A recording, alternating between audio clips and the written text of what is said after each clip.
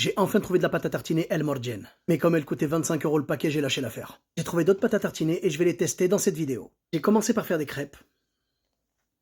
Pas mal, hein? C'est moi qui les ai faites, j'étais choqué de les avoir réussi. C'est grâce à une chaîne YouTube qui s'appelle Les Pépites de Chloé. Merci Chloé. Et maintenant, je vous présente les pâtes à tartiner. La plus classique, c'est une pâte à tartiner cacahuète avec du croquant dedans, voilà, de chez Andros, qui s'appelle Beanuts. Ensuite, j'ai trouvé une pépite. C'est de la pâte à tartiner à la crème de pistache.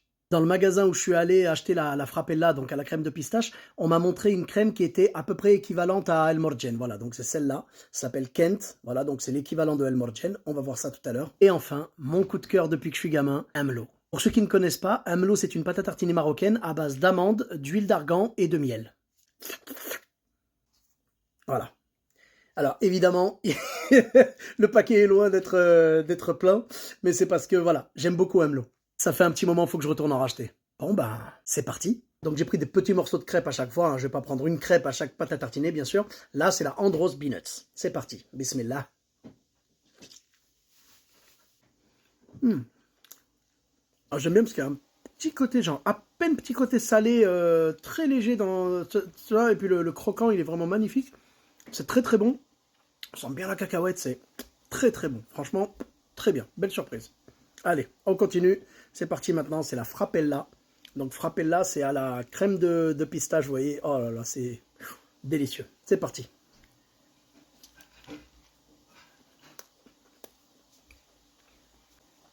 Waouh. Oh là, waouh.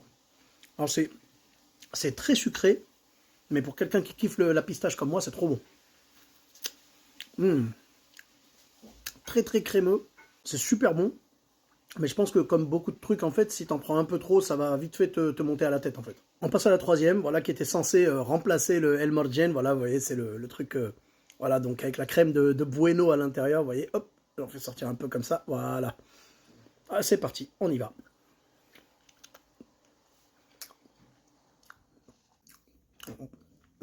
Pas mal, pas mal. On sent bien le goût de la noisette. C'est praliné, quoi. Très très bon. Et enfin la dernière, c'est la crêpe au Hamelot.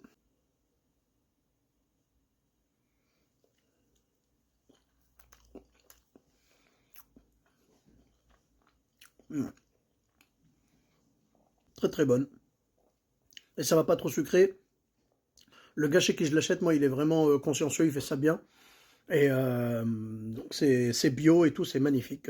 Trop bon, quoi. Parfait. On passe au verdict, hein. Alors vraiment, elles sont toutes bonnes, évidemment, elles sont toutes magnifiques, ça c'est clair.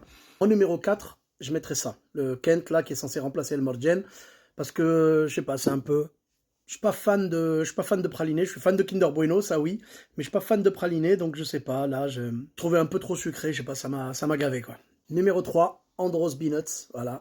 Très très bon, franchement c'est très très bon, super bon vraiment. Petite pointe de sel, je vous dis, qui fait du bien. Et c'est voilà quoi, ça a l'air d'être fait avec des bonnes choses en tout cas.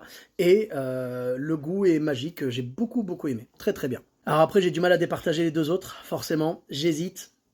Est-ce qu'il y en a une qui est meilleure que l'autre ou pas? Moi je mettrais premier ex aequo pour la Frappella et pour Amlo. Parce qu'en fait, chacun a ses particularités, quoi. La frappella, vraiment, le fait que ce soit à la pistache, c'est magnifique. Moi, je kiffe la pistache, mais c'est vrai que c'est très sucré, et du coup, ça peut vite être bourratif, quoi. Voilà. Et Amlo, c'est la pâte à tartiner de mon enfance. C'est une spécialité du Maroc et tout, c'est une fierté nationale. Et franchement, j'aime trop parce que il est pas trop sucré celui-là. Quand il est trop sucré, vraiment, c'est la même chose. J'aurais mis le frappella en premier directement et le Amlo en deuxième. Là, honnêtement, ils sont vraiment ensemble. Ils sont vraiment premier ex aequo tous les deux parce que c'est fait avec des bonnes choses. Voilà, le Amlo. Là, il n'y a vraiment rien de spécial. Il y a du miel, de l'huile d'argan et des amandes. Et c'est fait chez quelqu'un de fiable parce que méfiez-vous, si jamais je vous donne l'info, hein, si jamais vous allez dans un marché au Maroc ou dans n'importe quel pays, d'ailleurs, en vrai, même en France, tu peux te faire arnaquer. Faites bien attention, les gens qui vous disent que c'est des produits locaux et tout machin. Des fois, c'est pas tout à fait vrai. Donc le Amlo, si vous l'achetez au Maroc, ne l'achetez surtout pas chez n'importe qui.